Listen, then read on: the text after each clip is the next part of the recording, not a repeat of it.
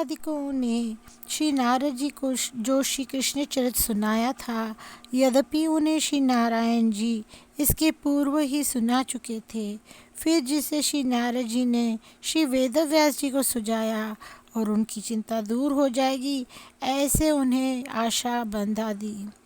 अस्तु कल्याण रूपी सांप का जीव ग्रास बनकर दुख न पावे और उसका दुख नष्ट हो सके, इस हेतु भगवान के मधुर रस का प्रकाश करने के लिए श्री वेदव्यास जी ने श्री कृष्ण के रसमय चरित्रों का वर्णन किया, जिसे सुनकर श्री सुखदेव मुनि श्री कृष्ण प्रेम रस में दीवाने हो गए और उनकी यह स्थिति हो गई कि वे श्री राधा जी का नाम सुनते ही प्रेम समाधि में निमग्न होकर उसके रसपान में विभोर हो जाते थे।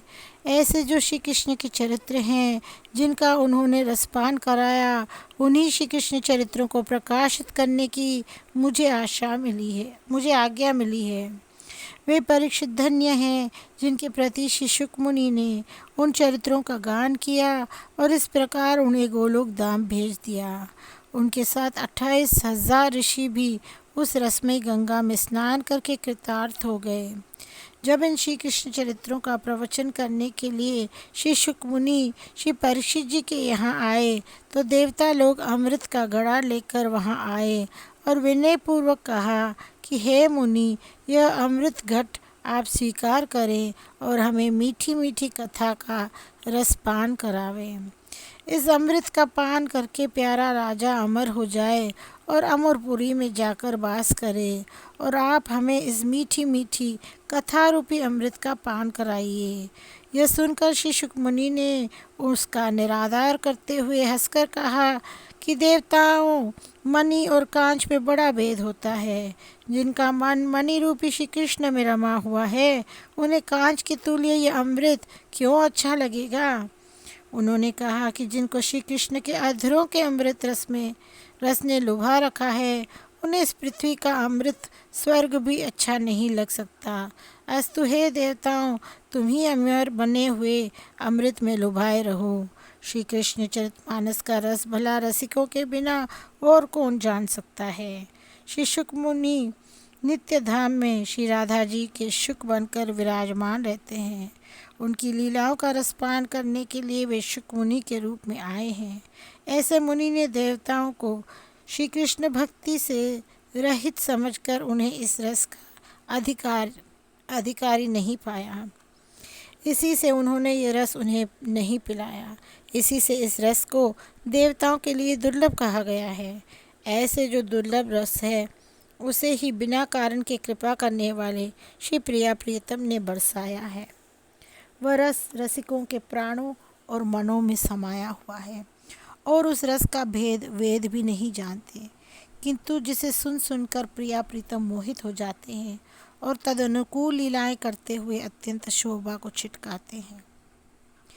जिससे सुन सुनकर शिव जी रस में सने रहते हैं और उद्धव जी जिनका गान करते हुए कभी तृप्त नहीं होते, उन्हीं का गान करके और मन में प्रसन्न होकर मैं उनमें लुभाऊंगा और नित्य नए नए मधुर रस में स्नान करूंगा।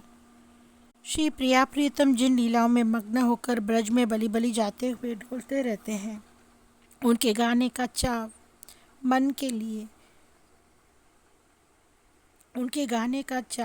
के लिए हुए मैं मधुर भाव से रस परिपूर्ण हो जाऊंगा। जिन पर श्री राधा जी प्रसन्न है, उन्हें वह अगाध प्रेममयी रसपान कराती है। जिन्हें श्री गोपीजनों की चरण धूलि अच्छी लगती है, वे ही मधुर लीलाओं का रसपान करके धन्य हो जाते हैं। जिनको ब्रज में बसकर ब्रज रस से प्यार हो गया है, उनको वे विलक्षण लीलाएं दिखने लगती हैं। जिन्होंने अपने स्वभाव को मधुर भाव से युक्त कर लिया है, उनको श्री रमन बिहारी जी अपने रमन का रस प्रदान करते हैं। मैं भी रसमयी लीलाओं का रस पाऊँ और उनको गाकर, उनमें लुभाकर, तृप्त होकर दूसरों को भी तृप्त करूं। जहाँ पर मैं लीलादि गान में असमर्थ हो जाऊं, वहाँ श्री प्रिया जी समर्थ बनाए, और जहाँ बिगड़ रहा हो, वहाँ बनने वाली बात सुझा दे। जिसका गान करके लोग अपने चित्त को पवित्र करें और बिना किसी विशेष प्रयत्न के ही संसार सागर को पार कर जाएं। इसके रस में डूबकर आंसू बरसावें और नृत्य गान करके रस में सरस हो जाएं। इस प्रकार वे जहाँ जहाँ भी जाएं उस स्थान को पवित्र कर दें और लीला रस की वर्षा करते हुए तृप्त न हो। यही विचार कर यह निश्चय किया है कि भाषा में ही ब्रजरस की धारा बहाई जाए, जिससे सबको सुलभ हो सके। ब्रज भाषा, ब्रज धाम, ब्रजराज श्री कृष्ण, तीनों में कोई भेद नहीं है।